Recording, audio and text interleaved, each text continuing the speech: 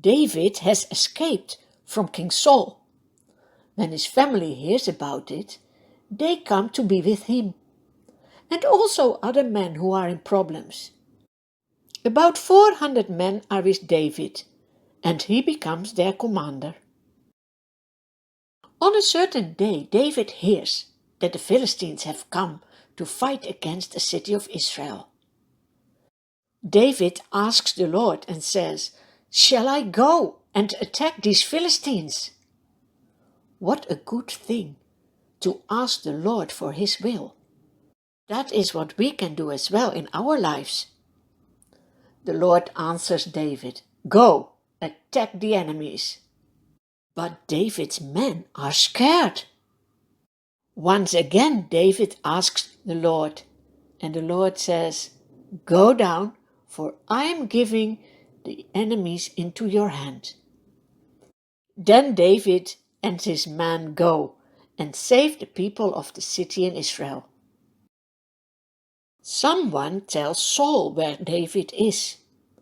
"Ha!" says Saul, "now I can catch him, because he is imprisoned when he is in a town with gates and bars." He calls his soldiers to go and find David. When David hears about this plan, he prays again, and the Lord warns him so that David and his men can escape again. They move from place to place. Day after day, Saul searches for David, but God doesn't give David into his hands. Is he already your protector as well? Jonathan is still David's best friend. He comes to visit him. That is real friendship, right? When you don't leave your friends when they are in problems. Jonathan helps David to find his strength in the Lord. "Don't be afraid," he says. "You will be king over Israel. Even my father knows this." But there are also people not nice for David. They go to King Saul and tell him where David is, so that he can come with his soldiers. On a certain day is Saul going along one side of the mountain, and David and his men are on the other side, hurrying to get away from Saul. But again the Lord is protecting David.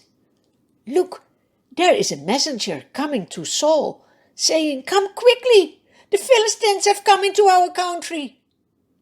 Then Saul has to go back to fight against the enemies of Israel first. After the fight with the Philistines, Saul returns to catch David. He is somewhere in the desert. Saul sees a cave and wants to relieve himself.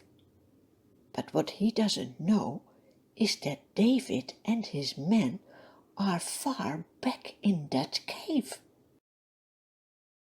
The men whisper, "This is the day that the Lord has given your enemy into your hands."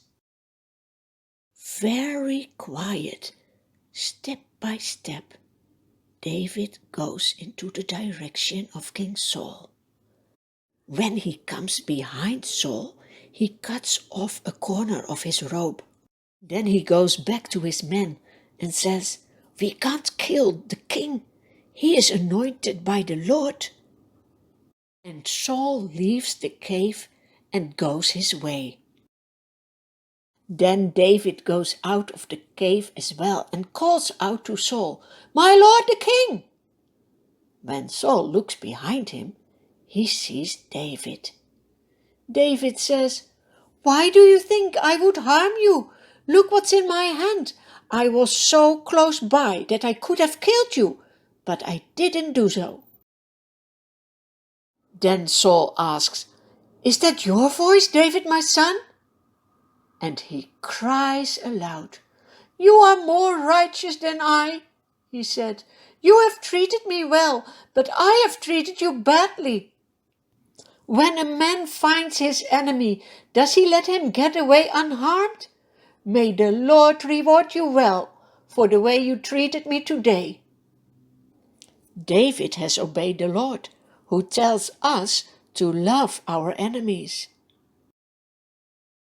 It is very hard to love your enemies, but that is exactly what Jesus did. He gave his life for people who have sinned against him. And in his power, we can love our enemies as well. You see how David did it. King Saul says, I know the Lord will make you king in Israel, but please promise me that you will not kill my family. David does so. Then Saul returns home, leaving David behind.